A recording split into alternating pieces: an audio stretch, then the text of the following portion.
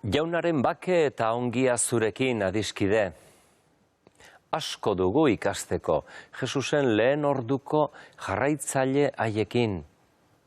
Eskari ederrak egiten ziotelako jaunari, gaurkoan bezala. Gehi ezazu sinismena guregan. Eta Jesusek zuzenean bere pertsonarekin lotzen ditu erantzun moduan. Erabateko konfiantza lasaian murgildurik ekiteko.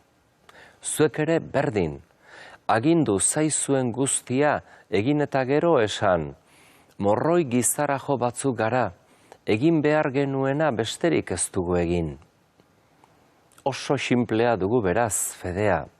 Jesusek agintzen dunarekiko atxikimendu betea.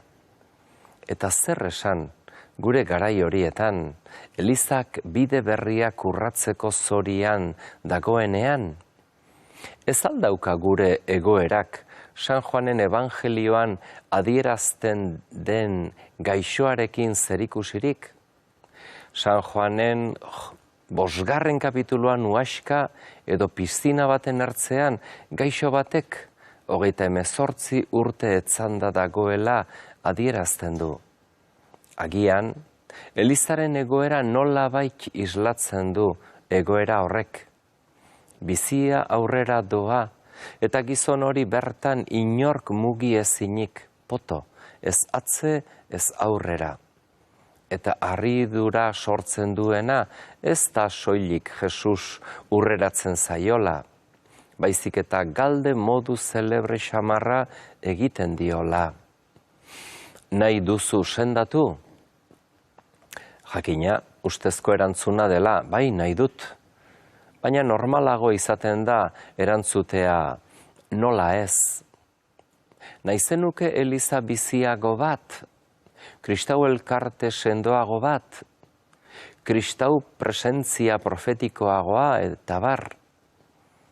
Eta gizon horren antzera, gai gera, gure egoeratik atera gaitzaken hori entzun eta onartzeko? Bai, baina nola aldatu? Edo zer behar dut aldatu? Egun ateratzen ditugun emaitzatxoak agian arriskuan jarrituko lituzke orain aldaketa bat egiteak. Agian gaur erdizka funtzionatzen duenak ez du betirako iraungo. Norantz doa, historia eta bizia. Baina Jesusen galderak dirau. Nahi duzu sendatu? Zauden tokitik atera nahi duzu? Eta beldur naiz, Elizan askotan gure erantzunak aitzakiaren musikaz joa dagoela. Jauna, ez dut inor ura mugitzean uaskara botako nauenik. Ni iritsi orduko besteren batek aurrea hartzen dit. Jauna, askotan saiatu gara, gauzak beste modu batera eramaten, baina ohitueraren poderioz, denak berera itzultzen dira beti. Baina hasieran, gehi ezazu sinismena guregan eskatu diogu jaunari. Eta Jesusek garbi hitz egiten du, ez dabil zeharka. Jaiki, hartu oatila eta ibili. Aitzakiarik ez, jaiki, ez iraun etzanda, ez eren esperoan. Aldatu beharra dago, baina ez edonola. Jendeak ez du maite geuk aldatzeko egiten dugun deiaren modua. Jarrera ezinbestekoa da, eta hor Jesus da maixua. Jaiki zaitez, animo, nire hitzean hori posible da, komeni da, ezinbestekoa da. Nahi duzu sendatu? Bai jauna, gure kristau elkarte eriek nahi dute lehengo poza berreskuratu. Zer aldatu baino gehiago, zergatik aldatu. Jendea ala beharrez aldatzen duenean zerbait, etsipenera darama horrek. Baina aldatu nahi duenean, horren grina eta desioa sumatzen duenean, inspirazio berezi batez egiten du aurrera. Zergatia jakiteak eta sentitzeak kritikak isiltzen ditu. Begiraleen ezi egiten die, eta konbentzituak daudenei adorea ematen die. Zergatik altxatu eta aldatu jaunak eskaintzen digulako orain paregabeko aukera bihotz berritzeko. Gure elizbarrutiek ausardia behar dute aldaketarako. Gipuzkoan marko pastorala, Nafarroan plan pastorala, besteetan ere.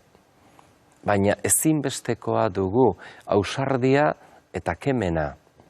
Aldaketa txikiek ez dute mundua eraldatzen. Iragana ezin da guretzat zama bat izan.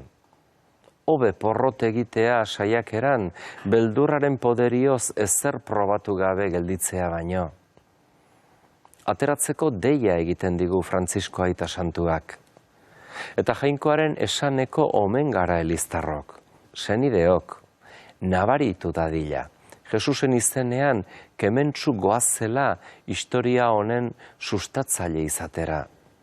Oatila dugu alboan eta ezin da inola ere gure hilobia bilakatu.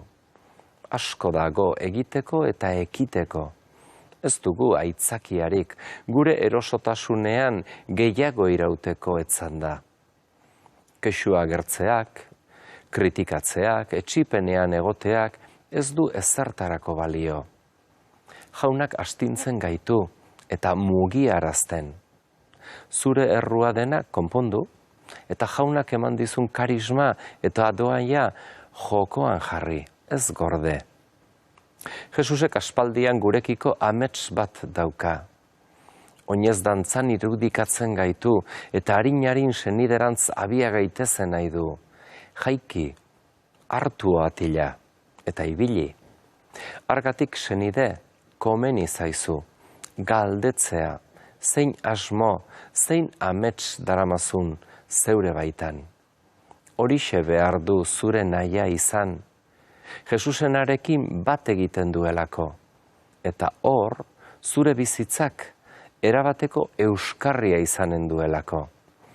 Ia dena egiteko, baina senide guziekin elkarturik, erreinua borrokatuz, ekarriaz, hitzaren hazia ereinez, jaunaren ametsa eta gure bizitza uztartuak, betirako.